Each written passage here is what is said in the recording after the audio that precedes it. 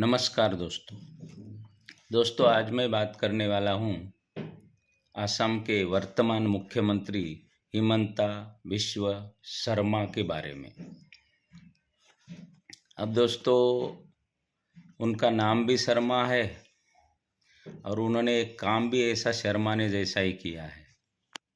एक मुख्यमंत्री होने के बावजूद एक संवैधानिक पद पर, जो राज्य का वैसे तो ऊंचा पद होता है मुख्यमंत्री का, तो उस पद पर बैठने के बावजूद उन्होंने एक शर्म आए ऐसा काम किया है। उन्होंने एक ऐसा फोटो पोस्ट किया है दोस्तों, वो भी कायदेशीर जो वहाँ का असम का बीजेपी का जो राज्य स्तरीय जो हैंडलिंग करने का वो होता है एक्स मतलब ट्विटर हैंडल, उस पर उन्होंने एक कायदेशीर अपने ऑफिस की तरफ से मतलब बीजेपी का ऑफिशियली उन्होंने वो पोस्ट किया है, एक विवादित पोस्ट किया है एक उन्होंने फोटो का। दोस्तों उन्होंने सफाई दी बाद में कि वो मैंने किया ही नहीं, मुझे पता ही नहीं है, और बाद में वो बीजेपी के जो ट्विटर हैंडल था वो जो एक्स पे पोस्ट किया था वो उन्होंने हटा दिया विवाद बढ़ने के बाद। पर दोस्तों आजकल कैसी ये फैशन हो गई है कि कोई भी अपने मन की बात पहले डाल देने की, बोल देने की, जो बोलना है लोगों को बोल देने का, कोई भी वीडियो के बारे में वीडियो के जरिए बोल देने का, फोटो के छायाचित्र के जरिए बोल देने का किसी को भी, और बाद में बोल देने का कि ना ये तो AI जनरेटेड है, क्योंकि वो हमने बनाया ही नहीं, हमको पता ही नहीं है, वो किसी ने वो AI जनरेटेड किया है और हमको उसके बारे में पता ही नहीं है। तो दोस्तों एक संवैधानिक पद पर बैठे हुए मुख्यमंत्री ने ऐसा फोटो पोस्ट किया है दोस्तों, एक बहुत ही निंदनीय घटना है, बहुत ही खराब, बहुत ही घटिया घटना है दोस्तों ये। क्योंकि आप चुनाव में जाते हो, अभी चुनाव आने वाले हैं वहाँ, अब तारीखें जाहिर नहीं हुई असम में, पर अभी चुनाव होने वाले 2026 में ही। तो क्या चुनाव में जाने के लिए इतनी ऐसी ओछी हरकत करनी चाहिए, इतने हल्के स्तर पे उतरना चाहिए? आपको चुनाव में जाना ही है तो आपने जो 5 साल काम किया है, आप 2021 से मुख्यमंत्री हो वहाँ के, तो आपने जो 5 साल काम किया है वो काम लेके लोगों के सामने जाओ कि भाई हमने ये काम किया है आपके लिए, ये नीतियाँ बनाई है, हमने ये एजुकेशन में बढ़ाया है, दवा दाम में बढ़ाया है, हॉस्पिटल बढ़ाए हैं, लोगों की सेवा की है, हेल्थ में, एजुकेशन में, बाकी हर चीज़ों में आपने जो सड़क, ये वो जो भी रास्ते, पानी, जो भी सुविधा की है वो सब के बारे में आप ये करो। जो किसानों के बारे में कुछ किया हो तो वो बता दो। आपने जो 5 साल में जो नीतियाँ बनाई है राज्य के लिए, इन लोगों की जो सेवा की है, वो काम लेके आगे जाओ ना। तो चुनाव में जाने के लिए आपको ये हिंदू मुस्लिम करना पड़ता है, और मुस्लिमों को आप ब्लैंक पॉइंट पे बंदूक दिखा के बोलते हो, और वहाँ लिख भी देते हो कि नो मर्सी, कोई दया नहीं करने की, एंड ब्लैंक पॉइंट ऐसा लिख देते हो। शर्म की बात है, बिल्कुल शर्म की बात है। क्यों, क्या मुसलमान इस देश के नागरिक नहीं है क्या? उन्होंने आज़ादी के लिए बलिदान नहीं दिया क्या? और आप सभी मुसलमानों को एक तराजू में तो लोगे? हर धर्म में अच्छे बुरे लोग होते हैं, इसका मतलब कोई एक बुरा हो तो उसके लिए आप पूरे वो धर्म को बदनाम करोगे।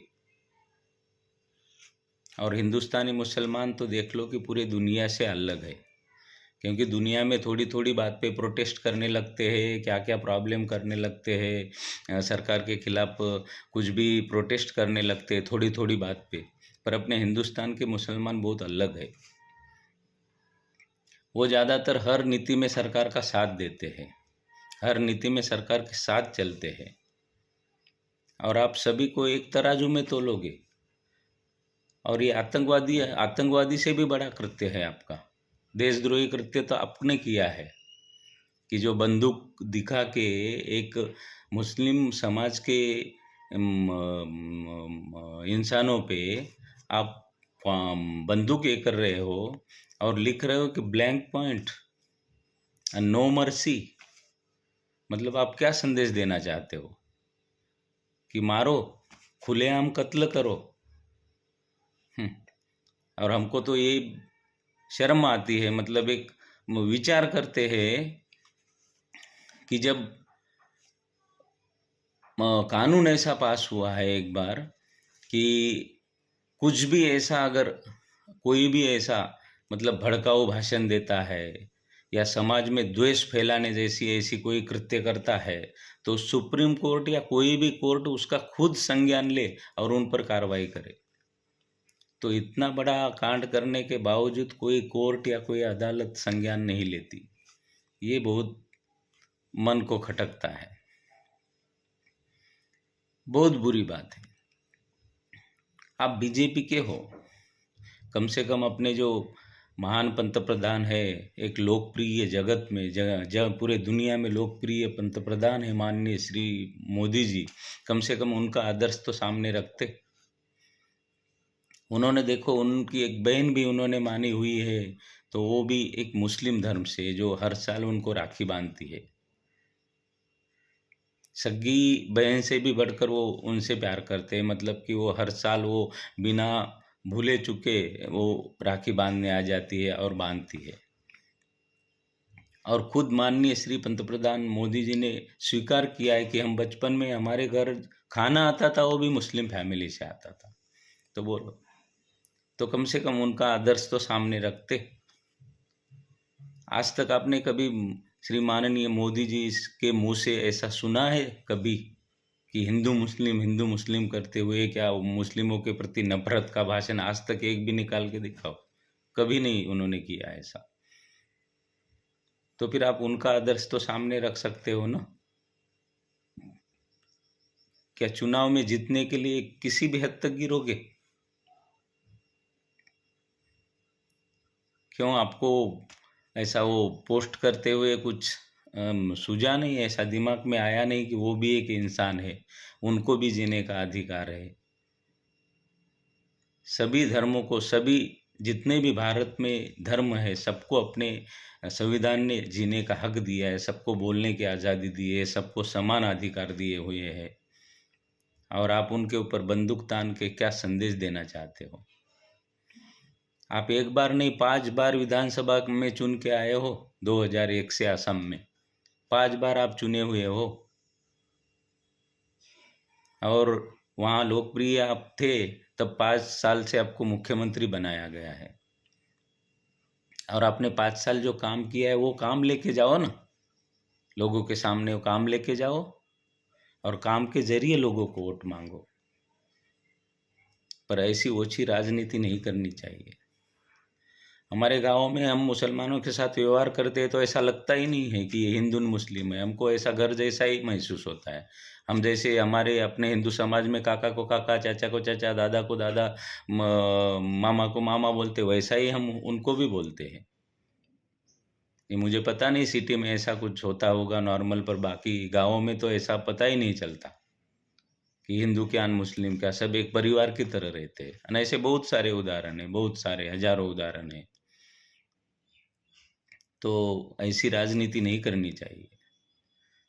हम काम करते हैं हमारे साथ में, हमारे हिंदू मुस्लिम हम सब मिल के काम करते हैं, हम कारीगर है, हमारे कारीगर मुस्लिम समाज से होते, पर ऐसा पता ही नहीं चलता है कि हमारी जात कभी बीच में आती ही नहीं, धर्म कभी बीच में आता ही नहीं।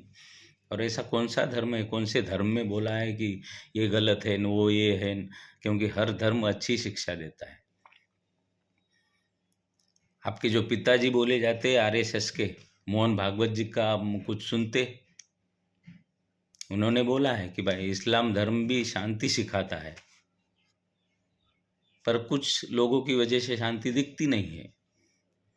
कोई धर्म नहीं सिखाता कि कोई वायलेंस करो, देश के साथ गद्दारी करो। कुछ लोग होते हैं, पर सबको एक तराजू में नहीं तोलना चाहिए।